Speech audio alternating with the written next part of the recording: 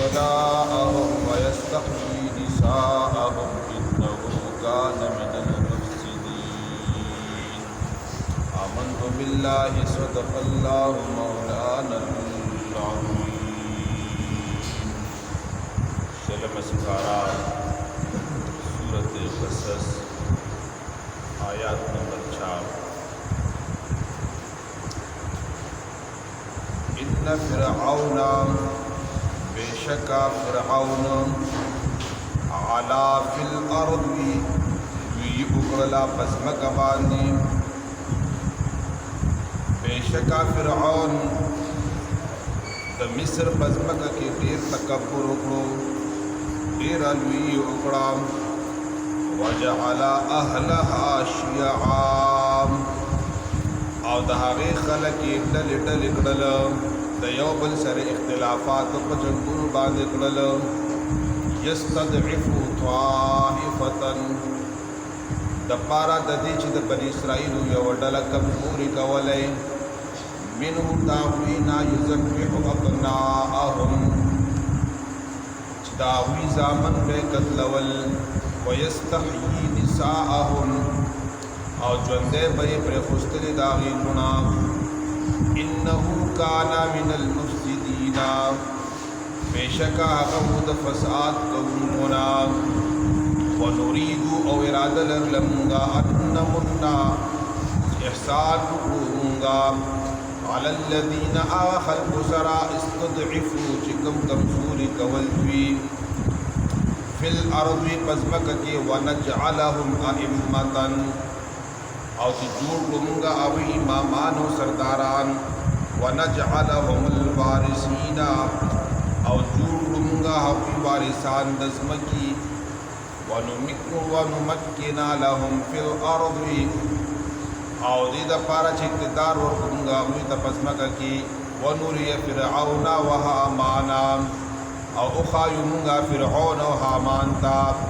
وجنودهما ولخکر د هغوی ته منهم د طرف د هغوی نه ما کانوا یحذرون یریدل به د هغوی نه. په دې آیات بینات ابتداء د فرعون او د فرعون چې کوم ملګري وو د هغوی هغه ظلمونه او د هغوی هغه انتهایی نازیبا حرکات د بني اسرائیلو سره هغه بیانوي. بني اسرائیل د هغه وخت ډېر نیکان خلک یو قبطیانو او یو بني اسرائیل دا دواړه د فرعون رعایه وه. دغه فرعون به اولنی کار چې اسرائیلیان بني اسرائیل خپل غلامان جوړ کړي وو د هغې نه به یې کارونه اخیستل او ډېر نازیبه او ناروا کارونه خپل خدمتونه به کول او هغوی به د غلامانۍ زندګي تېروله. اولنی کار هغه دا کړی چې د بني اسرائیل یې په خپلو کې اخته کړی او دا ابتدار تر اوسه پورې چې څوک هم اقتدار کوي حکومت کوي نو هغوی خپله رعایا په خپلو کې په اختلاف کې ساتي په جنګ جګړو کې ساتي خپله پرې حکومت کوي یا هغوی په څه نااشنا کار کې اخته کوي چې د هغې نه توجه اخواوي هغې خپل حکومت کوي او دا خپل چې کوم رعایه وي دي په خپلو کې په جنګ کوي. لکه فی زمانه د هغې مثال میلاویږي چې موږ وګورو نو کله کله په دې ملک او په اکثرو ملکونو کې چې داسې عجیبه غونته کارونه او داسې واقعات داسې حادثات سرزد شي چې خلکو نه حکومت هیر وي خلکو نه چې کوم واقداران وي هغه هیر وي او دوی په خپل غم باندې اخته وي. نو دا د ابتدا نه د دنیا باندې د حکومت کولو یو منهج را روان دی یو طریقې کار را روان دی چې د هغې شروع فرعون کړې وه. فرعون په د خپل قوم کې ډلې پیدا کړې وې مختلف قسمه وړې وړې غټې غټې ډلې پیدا کړې وې او هغه ډلې په خپلو کې نښتې وې او فرعون په خپله بادشاهي کوله هغه باندې خپل حکومت کوله. بیا نجومیان راغو فرعون ته ویلې چې په دې بني اسرائیلو کې به یو کس را پیدا کېږي او د هغه د وجې به ستا بادشاهي ختمېږي. نو چونکې فرعون سمیت تمام کفار او تمام بېدینه دا انتهایی د جهالت په انتها باندې انتهایی جاهل وي. هغه دا حکم وکړ چې هسې نه هغه ماشوم پیدا شي او زموږ حکومت ختم نه کړي. د دې د وجې یو فیصله وکړه، جاهلانه فیصله، چې یاره بني اسرائیل چې دا څونه ماشومان دي دا ټول چې کوم دی نو تاسو رانیسئ او قتلوئ یې. باقاعده به دایانې او زنانه به دا ګرځېدلې، کور په کور به ګرځېدې. کمې زنانو په ګېډه به چې ماشومان وو د هغې نومونه به یې لیکل او د هغې د وخت مطابق به بیا چې کوم د هغې کور ته تلل نو که هغه به ماشومه پیدا وه، جینۍ به پیدا وه، نو پرېغوسته به او که هغه به هلک پیدا و نو هغه به د هغې مور او پلار په وړاندې تېره چړې به ورسره هغه به ذبح کولو، ټوټې ټوټې کولو به یې. بیا وخت داسې تېرېده چې قبطیانو ته دا پته ولګېده د دوه قومو، یو بني اسرائیل یو قبطي وو. قبطیان چې کوم دی هغه لږ فرعون ته نږدې وو، وزارت یې ورسره، وزیران وو ورسره، حکومت کې ورسره، په غټه عهده باندې ورسره او بني اسرائیل ورسره رعایه وو، غلامان وو، دې نه به خدمت اخیسته. هغې سوچ کولو چې یاره که داسې مسلسل د بني اسرائیلو دا بچي قتل کړی شي نو بیا چې دا کوم کار فرعون د دې بني اسرائیل نه اخلي بیا به زموږ نه اخلي، بیا خو به موږ غلامان شو، موږ به بیا دغه خدمتونه کوو، هغه کارونه چې کوم موږ نشو کولی نه یې کوو، هغه بیا موږ کوو. نو هغې په دربار کې فرعون سره میټینګ وکړو او چې کله میټینګ یې وکړو نو هغې بیا دا فیصله وکړه چې یو کال به قتلو بل کال به پرېږدو. یو هارون علیه السلام او یو موسی علیه السلام. د هارون علیه السلام پیدایش دا په هغه کال باندې شوی و چې په کوم کال باندې ماشومان نه قتلېدل، او د موسی علیه السلام پیدایش په هغه کال باندې وشو چې په کوم کال باندې ماشومان قتلېدل. موسی علیه السلام چونکې نبي و، پیغمبر و، او دریو انبیاء کرام علیهم السلام په حوالې سره په قرآن او حدیث کې او په واقعاتو کې دا خبره وضاحت سره صریح سره موجود ده چې یو حسن د یوسف علیه السلام یادېږي او یو حسن د موسی کلیم الله یادېږي او بیا د حسینانو حسین امام الانبیاء احمد مجتبی جناب محمد رسول الله صلی الله علیه و آله وسلم مبارک حسن یادېږي. خو دا قال اسلام د حسن خو مثال نشته، نه تشبیه شته، نه مونږ مشابه کولی شو چې یاره نبی علیه السلام دومره حسین و لکه یوسف علیه السلام، آقا دومره حسین و لکه موسی کلیم الله، آقا دومره حسین و لکه فلانې فلانې فلانې. نه، واحد امام الانبیاء دی، واحد آقا مولا دی، دا هغه مثل، دا هغه تشبیه او دا هغه مثال او آقا د فلانی په شان دی دا چې کوم دی دا محال دی، دا ناممکن ده، دا نشي کېدی ځکه چې هغه بې مثله او بې مثال الله تبارک وتعالی پیدا کړو. دلته نیچې د خدا رضی الله تعالی عنه حدیث مبارک هم دی چې الله تبارک وتعالی جل وعلا د حسن سل حصے پیدا کړي دي او الہ العالمین جل وعلا د حسن د یوې حصې نه اسمان پیدا کړی دی، ځمکې پیدا کړی ده، لوحې پیدا کړی دی، قلمې پیدا کړی دی، سمندر ښکلی پیدا کړی ده، د ځنګلاتو ښکلی پیدا کړی ده، یوسف علیه السلام پیدا کړی دی، کلیم الله پیدا کړی دی، دغه ستوري پیدا کړي دي، د هغې حسن پیدا کړی دی، نور سپوږمۍ پیدا کړې ده، په دنیا کې حسینان پیدا کړي دي، په دنیا کې ښایسته الله تبارک وتعالی ښکلي مخلوقات پیدا کړي دي. دا د الہ العالمین جل وعلا د یو حسن د سلو حصې چې کله سل کی نو 99 یو طرف ته کېږي د هغې یو نه الله تبارک وتعالی دومره حسن پیدا کړی، بلکې جنتونه هم ترنه پیدا کړي دي چې د جنت حسن د انسان هغه په فهم او ګمان کې نشي راتلی چې څومره حسین به وي جنت او څومره ښکلی به وي جنت. نو دا 99 حصې سل حصې چې تقسیم کړي 99 یو طرف ته کېږي د سلمې حصې نه د یوې حصې نه رب کائنات د دنیا دا ټول حسن پیدا کړی دی. دا سوال پیدا کېږي چې دغه 99 حصې چېرته لاړلې، دا 99 حصې حسن څه چېرته لاړلو، هغه رب کائنات چېرته ایښی دی؟ علی شیخ خدا فرمایي چې دا یو کم سل کم حسن دی دا رب کائنات د مدني جانان په ذات کې راځي یو کم سل حصہ او صرف یو حصہ چې کوم دی الله تبارک وتعالى د ټول کائنات ته ورکړ د بشمول یوسف علیہ السلام بشمول موسی علیہ السلام بشمول 1,24,000 کم بیش پیغمبران بشمول جنت بشمول لوح قلم بشمول دا ټول کائنات الله تبارک وتعالى چې محبوب خدا سے محبوب پیدا کړ دا غي سره نشته خو موسی علیہ السلام ته الله یو کمال ورکړ او کمال موسی علیہ السلام کې داو چې داغه چهره مبارک ته بچاو قتل داغه طرف ته به ضرورت کم نه راغل کېدو او بیا به داغه نه کم دی دا انسان گزاره بیا نه کېدل نو دا پدې کې دا واقعا نقل کی زړه اجمالی او انتهایی اختصار سره صرف هغه غټه خبره ته راغله موسی علیہ السلام په کال باندې پیدا شو په کال باندې اوس شومان کړی خو چونکه دا خدای الله تبارک وتعالى جل وعلا په قدرت کې وو الله تبارک وتعالى څخه کول سپتا و دغه جاهل او دغه فرعون او دغه فرعونیانو ته الله تبارک وتعالى کوم کار وغواړي نو هغه د دنیا یو طاقت نشي منع کولای نو اولنې خبره خدا و چې د موسی علیہ السلام مور بیبي چې کوم دی نو هغه د حمل چې وو دا په یو داسې انداز باندې چې دا چته پته نه لګي هیڅ چته نه محسوسېدله چې هغه حمل ان تر دې پورې الله تبارک وتعالى جل وعلا موسی علیہ السلام پیدا کړ موسی علیہ السلام را پیدا شو دا غي مور سره هغه پیدا شو چې دا اوس په هغه راځي او کله ولې د دا چې کوم نه راغی نو نعوذ بالله من ذلک قتل کی الہ العالمین جل وعلا او الهام چې کوم نه دا دې شی وحی وی یو الهام وی یو کشف وی الهام چې کوم الله تبارک وتعالى جل وعلا خپلو هغه بندگان ته چې تقوادار وي پرهیزګار وي اولیاء الله وي مزګزار وي او داغه توجه الی الله وي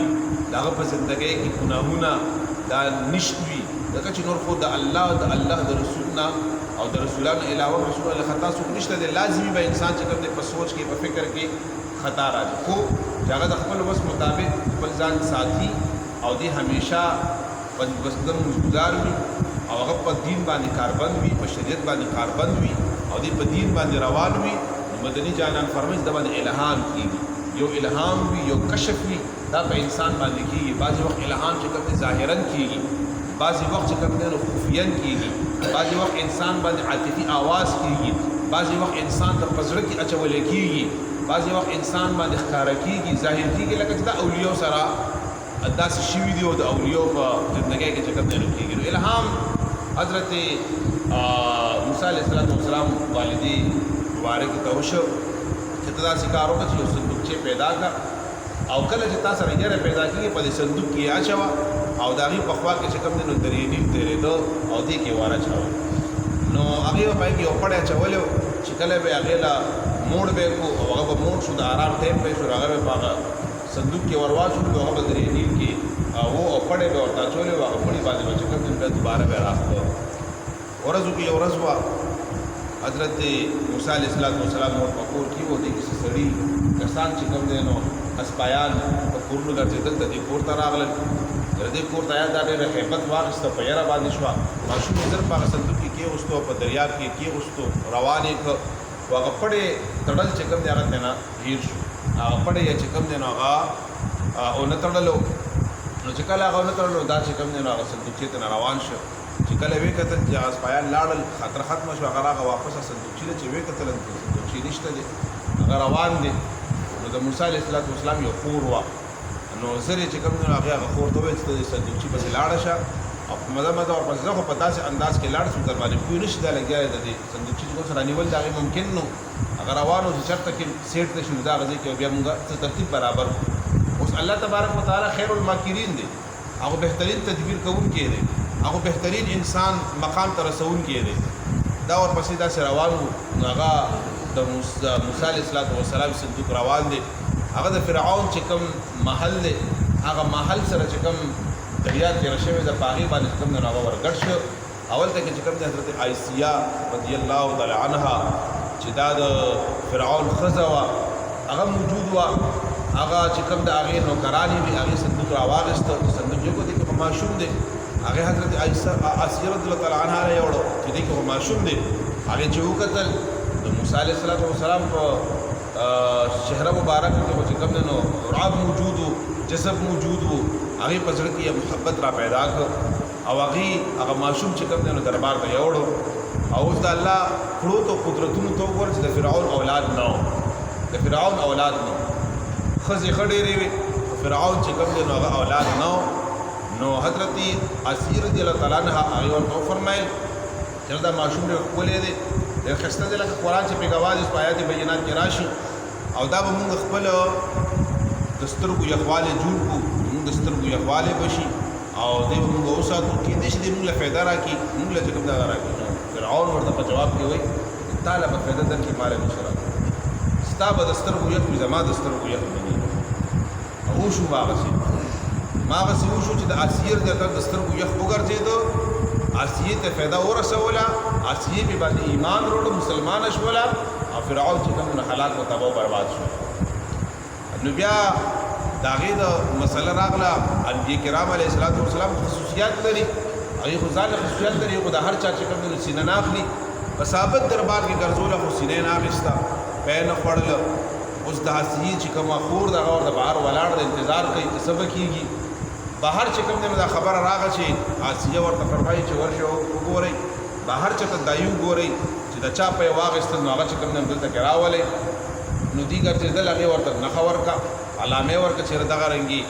زه درته کس ښیمه نو هغې پرې باندې لږ شکیان هم شو چې دې ته څنګه پته ولګېده هغې نه څه پوچ ګوچ وکړو تپوسونه ترې نه وکړل خو هغې ورله داسې انداز باندې جوابونه ورکړل چې هغې شک پرې باندې بیا ختم شو او شک یې پرې ونه کړو لاړل هغې ورته وښودله د آقا علیه الصلاة وسلام د دغه مبارک نیکه د موسی علیه السلام قدرتونو نظر شم د الله چې هغې مور یې چې چا وه الله ورته هم فرمایي چې ته دا پرېږده ستا د سترګو ټکور دی دا به تا نه جدا کېږي نه هغه ورسره تبارک وتعالی جل وعلا میلاو کړه د هغې ته یې واخېسته نو بیا به دا روزانه تله او هغه به یې مړولو واپس به راتله نو حضرت آسیه رضی الله تعالی عنها هغې ورته وفرمیل چې بس ته راځه په دربار کې پروت شه صرف دا ماشوم مړوه خورس کوه به دلته کې پروت شه هغې ورته چې نه زما کور کې خاوند دی نور بچي مې دي زه داسې نشم کولی بلکې دا ماشوم به درنه زه بوځم او هلته کې به زه هغه مړوم او بیا به درله چې کوم دی نو زه راولم د خدای پاک قدرتونو ته ګوره چې رب کائنات جل وعلا غم هم لرې که فقیري هم لرې که مالداري هم ورله ورکه او د موسی علیه السلام هغه تربیت هم د خپل حقیقي مور او نسبي مور د غېږه کې چې کوم دی الله تبارک وتعالی جل وعلا وکړلو تر دغه پورې آیاتونه ته ویم او بیا به چې کوم دی نو مخکې انشاءالله واقعه او بیا به په هغې باندې آیاتونه نو والا دغه مخکې آیاتونه دا دي واوحینا الی ام موسی کوم الهام خبره چې ما وکړه واوحینا او موږ الهام وکړلو دلته کې وحي په معنا د الهام ده او موږ د موسی علیه السلام مور ته الهام وکړو ان ارضعیه چې ته دته تی ورکوه فاذا خفتی او بیا هر کله چې پترا باندې یره راشي یره د خطر راشي چې یره سره څوک راشي خطر لیکي علیه د په حواله سره نو فالقیه متواچودی فی الیم بیا واچو په دریاب کې ولا تخافی او غمجنکی گما ولا تحزنی او یریگما تم یریگا غمجنکی گما انا ردوه من واپس را ولودی الیکی تاس طرف تا وجاعلوه او جوړون کی دلارا من المرسلین دم رسولانو پیغمبرانونا فلتقطعو پس راپور تک دلارا دیو سے واچولو بدریاب کې لاړلو سوشو فلتقطعو نو روچت کرلو راپور تک دلارا آل فرعون د فرعون کوروالو لیکونا چشی هغا لهم چشی هغا داغوی دپارا عدوان وحزنا دشمن او داغی د غم د سبب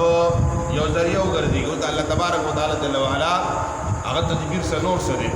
د پاره داغی چې داغه متکبره داغه مغروره او داغه